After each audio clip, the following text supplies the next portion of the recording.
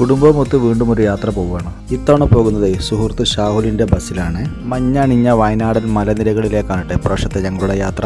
രാവിലെ 6 മണിക്ക് തന്നെ ഞങ്ങൾ വീട്ടിൽ നിന്ന് ഇറങ്ങിയിട്ടാ. കളിയും ചിരിയുമായി എല്ലാവരും ഫുൾ ഹാപ്പിയിലാണ്. രാവിലെ കഴിക്കാനുള്ള ഭക്ഷണം വീട്ടിൽ നിന്ന് കൊണ്ടുവന്നതായിരുന്നു. മഴ കാരണം കഴിക്കാനുള്ള നല്ലൊരു സ്ഥലമൊന്നും കണ്ടില്ല.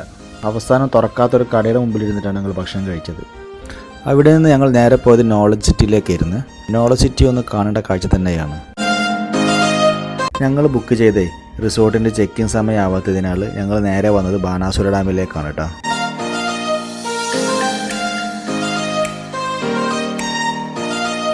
അത് കഴിഞ്ഞ് പിന്നെ ഞങ്ങൾ പോകുന്നത് ഞങ്ങളുടെ റിസോർട്ടിലേക്കാണ്.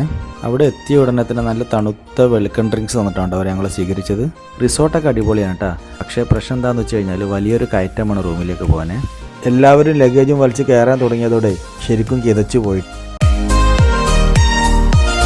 ഉച്ചഭക്ഷണമായിട്ട് വീട്ടിൽ നിന്ന് ഉണ്ടാക്കി കൊണ്ടുവന്ന ബിരിയാണി ഞങ്ങൾ റിസോർട്ടിൽ വെച്ചാട്ടാണ് കഴിച്ചത്. വിശപ്പ് കൊണ്ടാണോ രുചി കൊണ്ടാണോ എന്നറിയില്ല, എല്ലാവരും നന്നായി കഴിച്ചിട്ടുണ്ടായിരുന്നു. പിന്നെ നേരെ പോയത് സ്വിമ്മിംഗ് പൂളിലേക്കാണ്.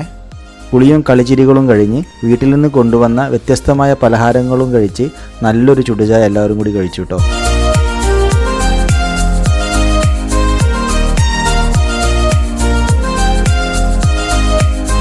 രാത്രി ആയതോടെ അന്തരീക്ഷം മാറി. കളിയും ചിരിയും തമാശകളും ഡാൻസും പാട്ടും അങ്ങനെ എല്ലാവരും ശരിക്കും എൻജോയ് ചെയ്തൊരു ട്രിപ്പ് തന്നെയായിരുന്നത്. ഒരു വശത്ത് എല്ലാവരും പാട്ടും ഡാൻസുമായി തകർക്കുമ്പോൾ ഞാനും സ്വൈബും കൂടി ചിക്കൻ ഗ്രില്ല് ചെയ്യാനുള്ള പരിപാടിയിലായിരുന്നു.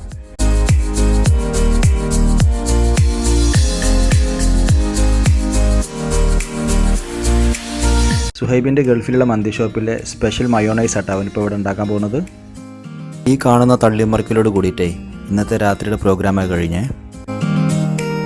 രാത്രിയിലെ നേരെ വൈകി കിടന്നിട്ടായിരിക്കും, ആരും പുറത്തേക്കൊന്നും കാണാനില്ല. മഴ പെയ്യുന്നെഴുതിയിട്ടേ റെയിൻകോട്ട് ഇട്ട് പോയത് റീലെടുക്കാൻ വേണ്ടിയിട്ട്. മഴ പെയ്തില്ല എങ്കിലും അവർ റീലെടുത്ത്. ഞങ്ങൾ അവിടെ നിന്ന് ഇറങ്ങിയിട്ട് ഉച്ചഭക്ഷണം കഴിച്ചിട്ടേ നേരെ പോയത് എൻ ഊരിലേക്കാണ്. അവിടെ നിന്ന് ജീപ്പ് കയറിയിട്ടാണ് മുകളിലേക്ക് പോകേണ്ടത്. ഗോത്രവർഗ്ഗക്കാരുടെ സംസ്കാരവും പാരമ്പര്യവും ജീവിത രീതികളും നേരിട്ടറിയാൻ സാധിക്കുന്ന വളരെ മനോഹരമായ ഒരു സ്ഥലമായിട്ടാണ് എന്നൂര്.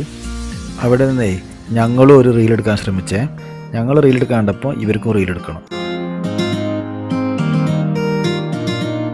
അവിടെ പോയി കഴിഞ്ഞാലേ ഒരു സാധനം വാങ്ങി കഴിക്കണേ, കപ്പയും ചമ്മന്തിയും. സൂപ്പർ ടേസ്റ്റ് ആയിരുന്നു കേട്ടോ അത്. അടിപൊളി റീൽസുകളും അതുപോലെ തന്നെ കുറച്ച് നല്ല ഗ്രൂപ്പ് ഫോട്ടോസും ഒക്കെ എടുത്തിട്ട് ആ സന്തോഷ നിമിഷങ്ങൾ ക്യാമറയിലാക്കിയിട്ട് ഞങ്ങൾ അവിടെ നിന്ന് തിരിച്ചു. മനസ്സിൽ ഒരുപാട് നല്ല ഓർമ്മകൾ സമ്മാനിച്ച ആ മനോഹരമായ വയനാട് യാത്ര അങ്ങനെ അവസാനിച്ചു.